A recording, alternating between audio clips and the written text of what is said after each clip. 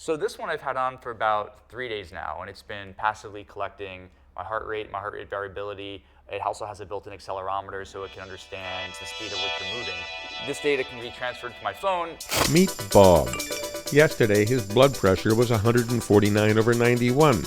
He walked 3,703 steps, slept 8.23 hours, and burned 2,711 calories. Bob is a data addict, but he's just an extreme version of us all in a digital era when we're bombarded by data. Photos, text, tweets, alerts, and other weapons of mass distraction. At the moment, I have 126,238 emails, of which over 86,000 are unread. Unread emails. I feel as though there's an information avalanche coming at me all the time. Did we mention the 6 trillion photos shot worldwide last year in our picture-addicted times? How many thousands of photographs do we have on our, on our hard drives or on Facebook? Are you even looking at them? Are they even meaningful to you? I feel as though we are the generation of information.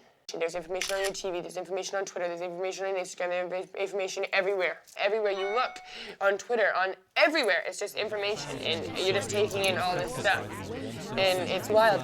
You can get information on anything, but it is like trying to drink from a fire hose. That how do you extract what is useful to you when you have this blast of data coming at you all the time? In our data-driven world, more and more people are obsessed with figures. There's even a growing new movement that gathers in every city to track and compare personal data. I've tracked my morning resting heart rate. I've tracked protein, carbohydrate, and fat intake. I've tracked food and sleep, and lately my period. I've tracked all the miles that I've traveled, all the places that I've been, everything I've eaten or drunk.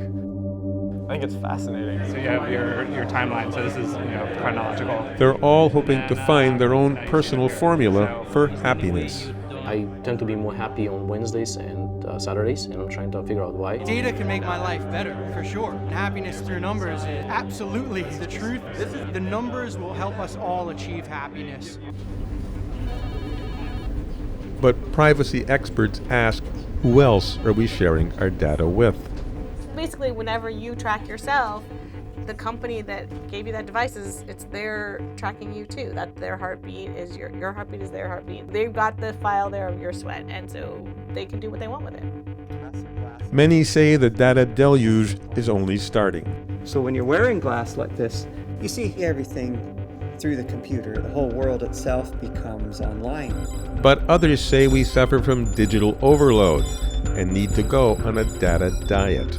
I'm a recovering tech addict. Relationships with my family, my friends, even my wife suffered as a result.